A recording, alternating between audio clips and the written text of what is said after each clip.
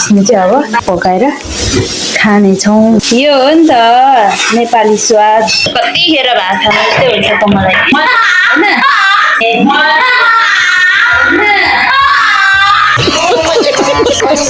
म चक्लेट खाँदैछु तर मलाई मेरो छोराले याद आउँदो रहेछ। धेरै गाह्रो हुँदो रहेछ साथीहरू। मुड स्विङ त हुनु कि तर यति साह्रो पनि नहुनु क्या।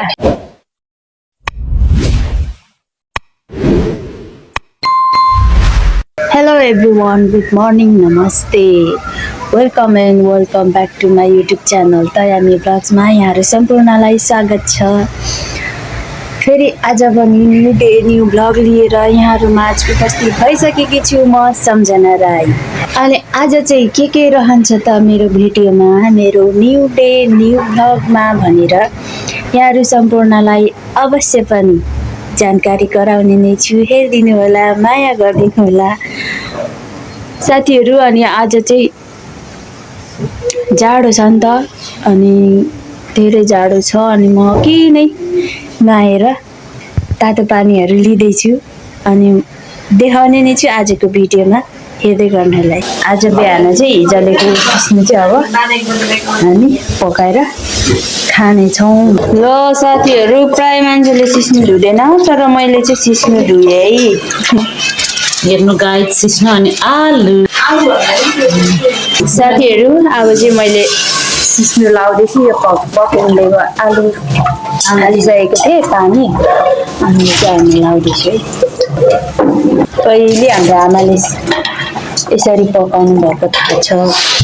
अनि तर म सिस्नु चाहिँ मनपर्छ क्या साथीहरू, धेरै हामी सबैजना अब खाने भनेर यत्रो दुःख गरेर टिपेर ल्याइसकेपछि मिठो पकाएर खानु पर्यो नि त होइन साथीहरू। यो सिस्नु चाहिँ यतिको भइसकेको छ है अहिले चाहिँ। अनि हाम्रो दिदीले लाउँदै हुनुहुन्छ मकैको पिठो। यो चाहिँ कति थोरै सिस्नु ल साथीहरू, यतिको भएको छ। हामीसँग छिर्के नभएको कारण चाहिँ हामीले यसले नै छिर्केको काम गर्दैछौँ।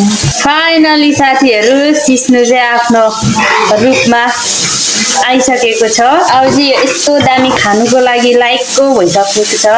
वाउ, यो हो नि त नेपाली स्वाद। अनि यहाँनिर चाहिँ जेसिकाले टमाटरको अचार, अनि यो चाहिँ पुदिना अचार। जेसिकाको रेसिपी साँच्चीकै साथीहरू, यो जस्तो अचार चाहिँ कतिखेर भात खानु जस्तै हुन्छ त मलाई जेसिकाको अचारको रेसिपी। अनि मेरो सिस्नु देखेर मिठो लागेर चाहिँ यसले पनि भातै खान्छु भन्दै आइन है। हेमा दिदीहरू पनि खाना खाइसक्नु भएको थियो कि साथीहरू, फेरि खाने अरे। म खाना खाने अब हाम्रो सिस्नु बाँडेर त खानै पर्यो साथीहरू।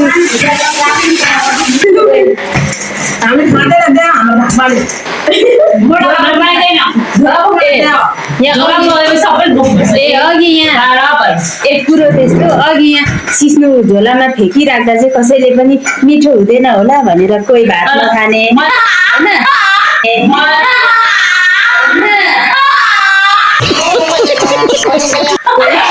कोही हेर्दै छोप्रे पानी देखेर सिस्नुको वास्तै नभने भात खाइहाल्ने मासुसँग। अहिले आएर यहाँ सिस्नुहरू मैले यहाँ सबलाई भात लाउनु पर्ने भयो।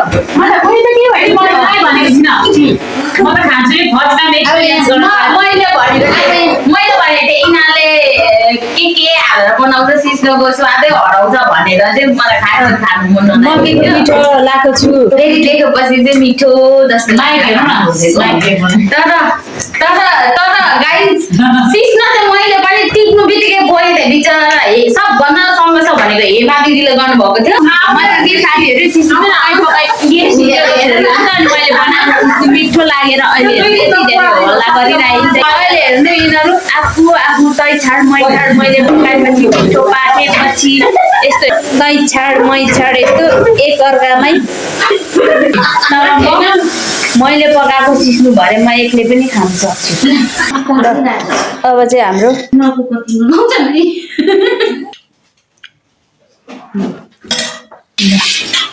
सिस्नु, टमाटर, पुदिना, लसुनको अचार। हेलो साथीहरू, अहिले हामी चाहिँ कन्ज्युम जाँदैछौँ मार्केट। अलिकति सामान ल्याउनु जानुपर्ने भएर अनि रेनु र सन्ध्या छिन्या चाहिँ एकदमै धेरै नै जाडो छ अहिले चाहिँ साथीहरू।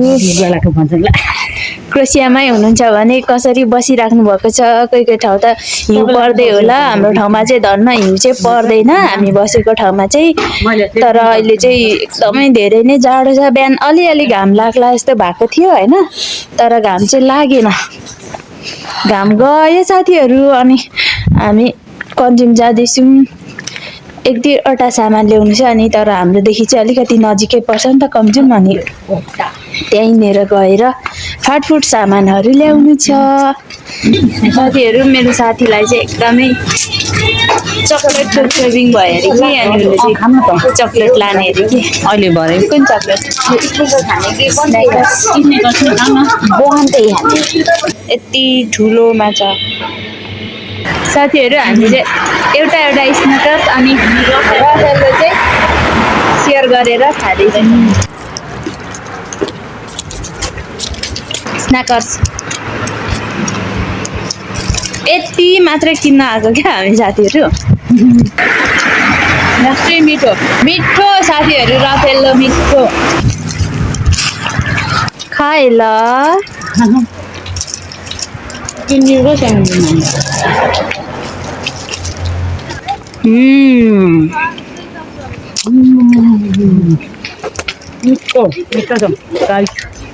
स्नेकर त खाना आइन्गे गाई, झन्डै कुकुरले पनि खायो। यस्तै हो क्या यहाँनिर, कुकुरमा धेरै हुन्छ। हामी चाहिँ साथीहरू यो बाटो चाहिँ मैले धेरैचोटि भिडियो पनि हालेको छु होला। त्यही बाटो हो हामी कन्ज्युम मार्केट जाने बाटो, अनि त्यही बाटो फर्किँदैछौँ।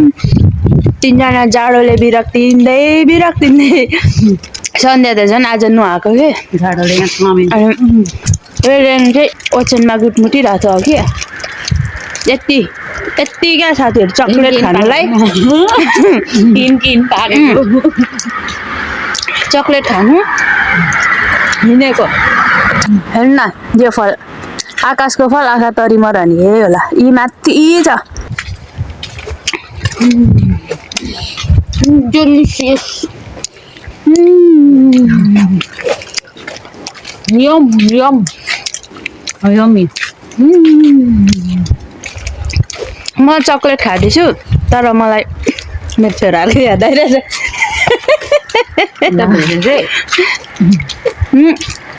यस्तो त हुन्छ होइन क्या, उनीहरूले खानु नपाउने होइन कि, तर कस्तो क्या आइहाल्छ नि। म आमा हो नि त साथीहरू, होइन आमा हो नि त। मेरो बुढाले भने जत्तिकै नभन्नु, माछा अरूले बोकेको देख्दा पनि मेरो याद आउँछ अरे। आउँदो रहेछ पिज्जा पनि अरूले लिएर आउनु भनेर खुवाउँदा पनि मेरो बुढीको याद आइ मलाई भनेर हैरान छ। हुन्छ मिस हुन्छ। त्यसै भइरहेछ क्या साथीहरू, याद आउँदो रहेछ, धेरै गाह्रो हुँदो रहेछ साथीहरू। नानीहरूलाई उसको पापाले गर्नुपर्ने कर्तव्य सबै दिएकै हुन्छ, गरेकै हुन्छ कि, तर आमा हो नि त, म बुझ्नुहुन्छ नि त साथीहरू। मुड स्विङ त हुनु कि, तर यति साह्रो पनि नहुनु क्या। हेर्नु त सर्लक्कै एउटा रफेलो ल भिडियो हेर्नु नि हाम्रो स्न्याकर्स खाइसक्यो होइन। अनि यस्तो अरे अघिसम्म अन क्यामेरा भनेन होइन, अनि मैले अफ गरेपछि चाहिँ यस्तो अरे वाक्कै भयो, इलिक्कै भयो, कस्तो पिरो खानु मन लाग्यो अरे। लाज हुँदैन?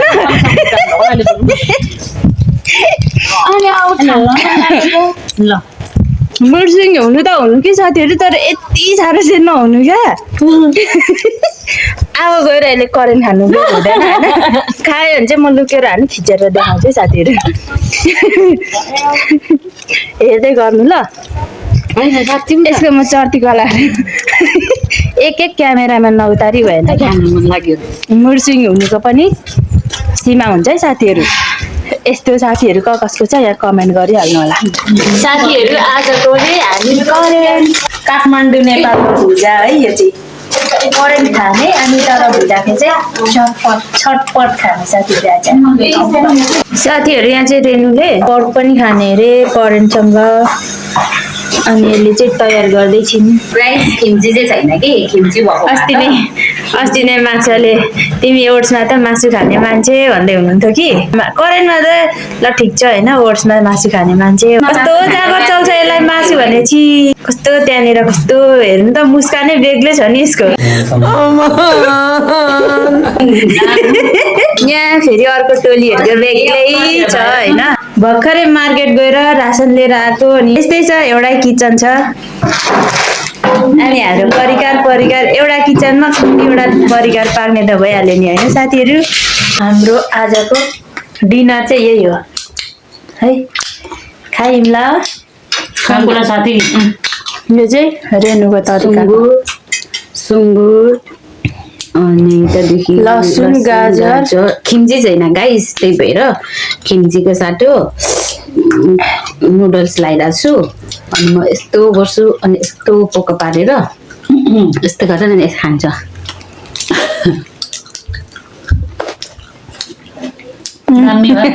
साथीहरू फाइनली खाइए नि करेन्ट देख्नु भयो नि मैले प्रुफ देखाएँ नि मैले देखाउँछु भनेको थिएँ नि देखाएँ होइन यस्तो क्रेभिङ क्या यस्तो पिरो खानु मन गर्नेले किन चक्लेट खानु लानु होइन चक्लेट पनि खानु मन लागेको थियो नि त त्यही भएर अनि सन्ध्यालाई चाहिँ दोष छैन है सन्ध्याले चाहिँ के अरे चटपटे मात्रै खान्छ चटपटे मासु खाएँ मैले अनि अन्डा खाएँ मात्रै अरे सन्ध्या चटपटे अन्डा अनि मासु मात्रै अरे के भनेको होला नि मैले सन्ध्याले चाहिँ खाएन होइन करेन्ट दिदीहरूले खाँदै हामीले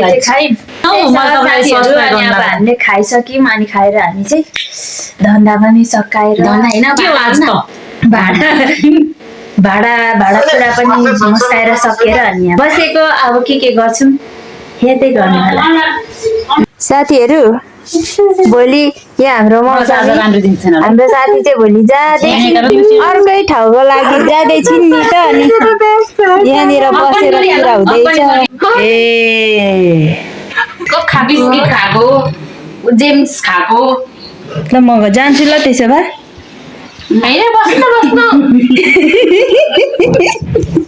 friends by by by by मौसमी गुड नाइट भोलि कतिखेर जाने 10 बजे ओके हामी यहाँ बाहिरसम्म पुऱ्याउँछौँ ल